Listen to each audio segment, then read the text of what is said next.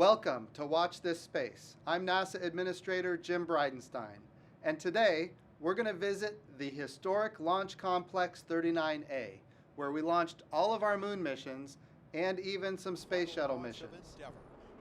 Today we have a very special guest, Elon Musk, the CEO of SpaceX.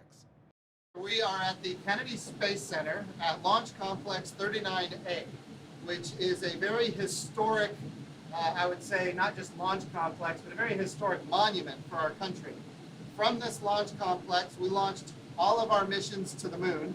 We also launched space shuttles, and we have a really exciting event that's happening tonight, which is the reason why we're here, which is tonight we're going to launch with what we call Demo 1, which is a mission to the International Space Station with Crew Dragon.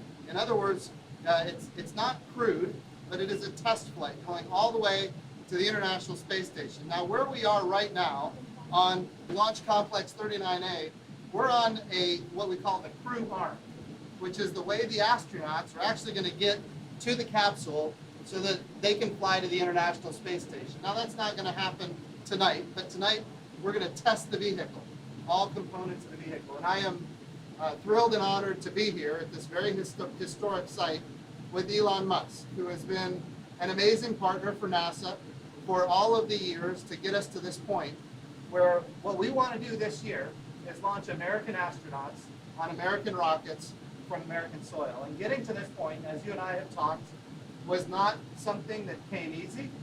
It's not something that came fast.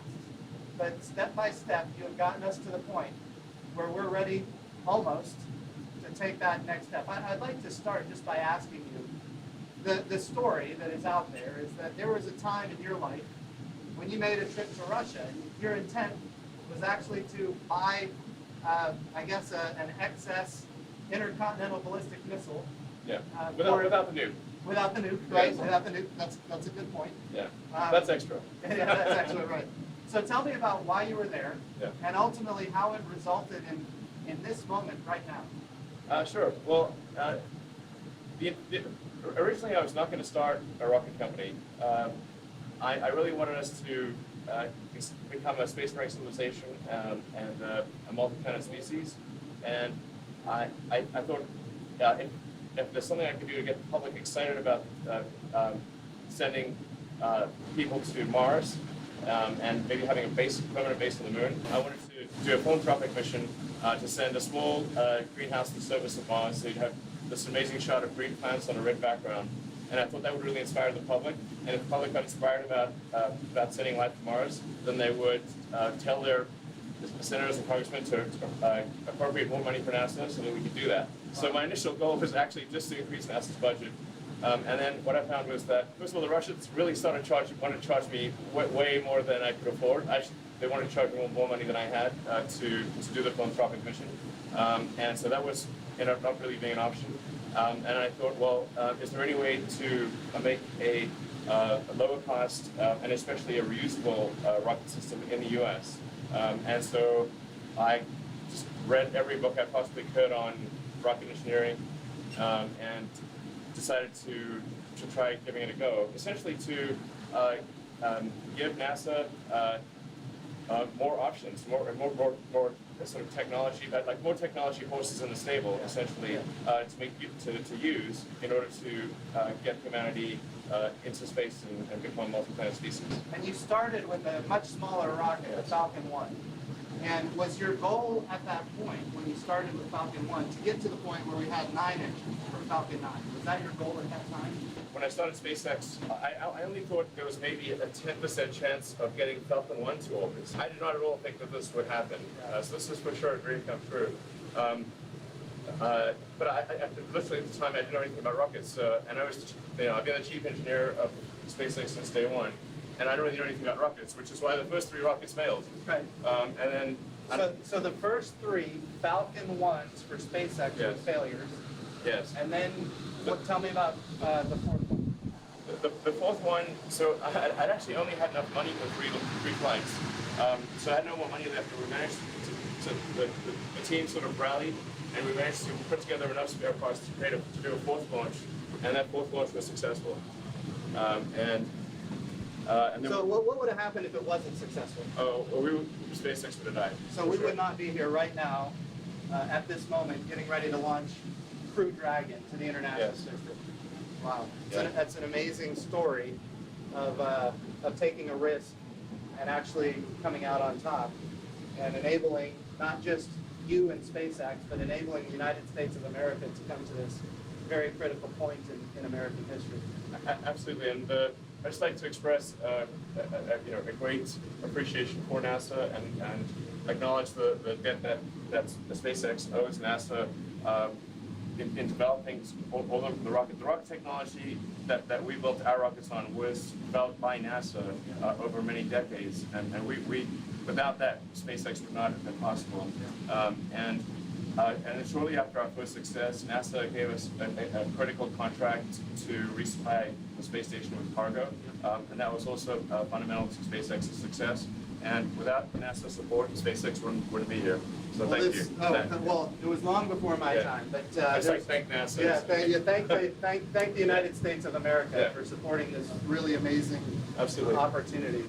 Well, we have now learned the events surrounding Elon Musk's decision to start SpaceX. Let's meet some of the astronauts that will be launching on Commercial Crew. Yes. But that was in 2001 when all of that kind of started materializing and you started having these thoughts. I wanted to ask Victor, who's going to be one of our pilots of these crew vehicles, 2001. 2001. Victor, where were you in 2001? I was learning to fly jets. Okay. And I actually got my wings that year. Cool. So that sounds awesome. So Victor was a naval aviator, getting his wings. What month was that? 2001. December 2001. Okay. So you got yours about 5 months ahead of me. I was in May of 2001. But you obviously did much better than I did, because I ended up running a museum and then becoming a politician, and you went on to become an astronaut. I don't know if you can say that now, sir. Yeah, well, my job is much easier than yours. I can tell you that. Of course, we're so proud of all of our astronauts. You guys have all made your whole country proud. Bob, how about you? Can you remember maybe 2001 where you might have been at that time? I can. Back in 2001, I was an astronaut candidate. Okay. I started in the office back in 2000 in the summer, July.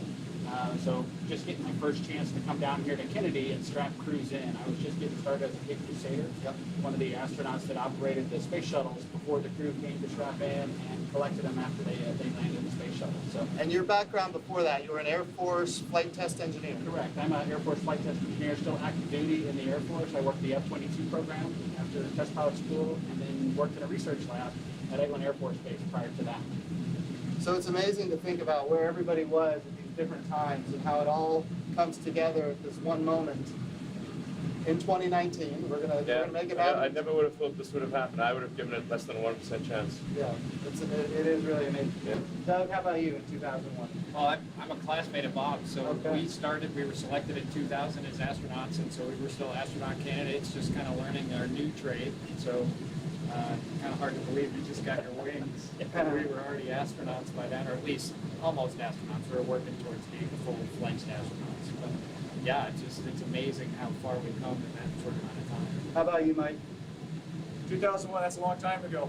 I was seriously a long time ago. It is, yeah. I can remember it well, but it was 18 years ago now. 18 Unreal. years, yeah. That is incredible. Yeah. I'm a flight I'm a test kid in engineer as college well. by now. Yeah.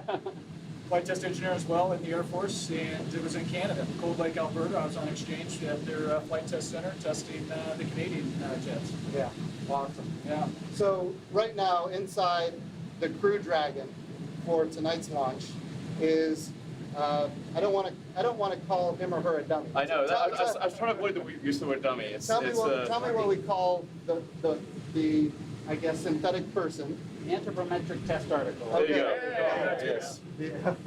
Yes. So what is it? You decided to name the anthropometric test article. I called her Ripley. Ripley. Ripley from Aliens. Fantastic. Yeah. It's a great character. Yeah. One thing that SpaceX has done really well is capture the imagination of the American people through branding and really exciting things. Launching, for example, a Tesla, which is still in deep space, orbiting the sun. Yeah, I mean that was a case where like normally we do like first test flight of a rocket, if normally like a block of concrete would be launched. Right. Because you don't want to launch anything valuable that could get destroyed on initial flights. On the initial flight of Falcon Heavy, the team was originally going to launch a block of concrete. It's like, guys, it's hard to get the public excited about a block of concrete. Okay, it just so like what's something like, you know, that's an image that's going to really stick in people's minds and resonate. And so it's like, okay, let's put a car in space. It doesn't make any sense, obviously. You can't drive a car in space. But at least it's convertible. There you go. Even though there's no air, it doesn't make any sense. But and then putting, I guess, an anthropomorphic test article in a spacesuit driving the car through space. And then you know, it's the kind of thing I think kids can get really excited about, and like, you know, so I think inspiring adults and kids and people of all ages to want to go out there and explore and become multi-planet species and have a base on the moon and build a city on Mars and ultimately go to other star systems. We got to have inspiring images, things that really, you know, have a strong emotional effect, you know, just like make you feel. So Doug, tell me, tonight's test flight, what are some of the things that we're going to be looking for? What are, as somebody who's going to be on this, you know, the crew flight, what are some of the things you're going to be looking for? It's just kind of an end-to-end test for the system. So we just want to see the teams work through, all the way through to launch, ascent, then we've got to get the vehicle activated in orbit, then work our way through a rendezvous. And then we're trying to get out to Hawthorne actually to see the docking out there as well. And so obviously just seeing how the teams all work together and make this mission, you know, successful, and then all the way through to the splashdown. So I think we're just trying really hard just to see every bit of the system go through its paces. So I like what you said, the words end to end. So all of the systems and all of the subsystems, they've all been tested over and over again. I mean, so a lot of testing. Yeah. And I mean, this has really been a joint effort with NASA. This spacecraft would not be nearly as good as it is without the input from NASA. There's been a lot of NASA help here, and thank you for that. Well, we're very grateful for what you're doing, helping us launch American astronauts from American soil once again. And of course, these gentlemen here are the beneficiaries of that. And I can only express the best that I can how proud all of America is with who you are and what you've done and what you represent. The entire world is going to see us launching again to the International Space Station. And this time when we do it, it's different. In fact, NASA is a customer. And as a customer, we become one of many that will be using this crew vehicle if all goes according to plan, and we'll have a robust commercial marketplace for spaceflight. And that commercial marketplace could be sovereign countries, it could be individuals that want to go maybe on vacation to space, which I know sounds crazy, but I'll tell you, and you know this, those folks are out there, and there's a lot of folks that are ready to do it. Of course, they have the same dreams and ambitions that all of you had when you were coming up, so it's an exciting time. I think this is a good step. It really is getting people back in orbit. Yeah. You know? Yeah, it's a step towards, like, ultimately. I mean, what I really want to see is, you know, permanent base on the moon, permanently occupied human base on the moon, and us building a city on Mars. That's like, if I can see the beginning of that before I die, I'll die happy. Well, the president's first space policy directive to me was go to the moon, and the word in there is sustainably. So how do we go? We don't want to recreate the Apollo program. Exactly. We don't want to leave flags and footprints and not go back. We want to go and we want to stay. And this time, that means landers, rovers, robots, and humans in a sustainable return. It doesn't mean at this point we're ready to have, as you mentioned, you know, a city on the moon. But what it means is we can put together all of the components that enable it to eventually be sustainable. And part of that is reusability. Reusability is fundamental. If a fully reusable vehicle will cost 100 times less per flight than an expendable vehicle. And it kind of makes sense. If you think of any other mode of transport, it could be like you know, jet aircraft or cars, bicycles, horses, every other mode of transport, boats, they're all reusable. the weird one that isn't reusable is space. That's right. So you can imagine how expensive it would be if every time you flew in a jet that you had to get a new jet, Right. as opposed to refuel the jet. It would be insanely expensive to fly a jet if it was single use. There wouldn't be anybody flying. No, exactly. It'd be like a few research flights at extreme expense, and that's all the flying that would occur. So the absolutely fundamental breakthrough that's needed is a fully reusable orbit class rocket and spaceship system, and it needs to be fully and rapidly reusable. So the cost of reuse must be very low, and it must be able to have a high flight rate. Right. And that's the fundamental breakthrough needed for humanity to become a multi-planet species. And I think one of the key enablers there was a program we called Commercial Crew that went into place quite a while ago. And what the vision was that we would have multiple providers competing on cost and innovation. And of course, that has now taken effect. And as you are competing against others in this commercial marketplace, Right. you have a huge incentive to drive down the cost and increase the access to space. And that's materializing here on this Crew Dragon that we're going to see launched tonight. Yeah, I actually don't care at all about money at all, but I do care about us becoming a spacefaring civilization. Yeah. And I do know that if we don't achieve full and rapid reusability, it will not happen. Yeah. And so that's the only reason I actually want money at all. Awesome. Yeah. Awesome. Well, guys, thank you for being a part of this, and it's an exciting night.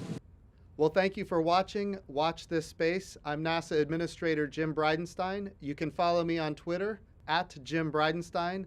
And of course, if you want to watch this again, you can do so at nasa.gov/watchthisSpace.